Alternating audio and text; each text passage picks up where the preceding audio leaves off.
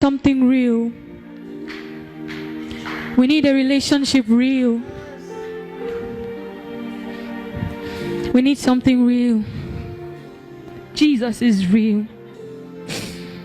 Jesus is big.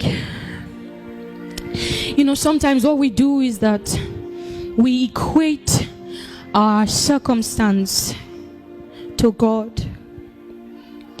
I was worshiping the other day, and I want you to do the same thing. I want you to transport yourself to when the Israelites got to the Red Sea and they had nowhere to go. Just close your eyes and think about it.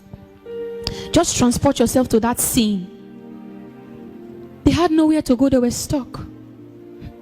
And I want you to imagine God lifting his hands and he parted that sea in half. I want you to imagine the woman with the issue of blood as she was crawling, and she had given all her living to physicians and they couldn't help her. She was stuck. I want you to imagine this woman crawling amidst crowd with blood dripping on the pathway. I want you to imagine this woman reaching for Jesus. My Bible tells me something in Luke chapter 8 that when she reached for Jesus, Jesus turned and said, "Who touched me?" The disciples looked at Jesus and said, "You are in a crowd. What do you mean by who touched you?" Jesus said, "I sense," a translation said, he said, "I perceive that healing power just left me." Can your faith pull something out of Jesus? Can your worship pull something out of Jesus?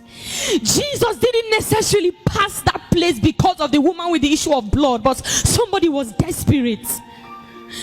How bad do you want it? I want you to think about Hannah. Hannah that was provoked by Peninnah, and she came to the altar and said, "Give me this child, I will give him back to you, give me." And Eli saw her, priest Eli saw her and said, "Woman, you are drinking too much." Hannah said, "You don't know how bad I want it." How bad? How bad? Family, we need something real. We need something real. Because our ancestors were in chains and they were still praising God. What did they have? They had something real. They knew Jesus. They can't just give you a report and then you are questioning God. Family, we need something real. We need something real. What a mighty God we serve.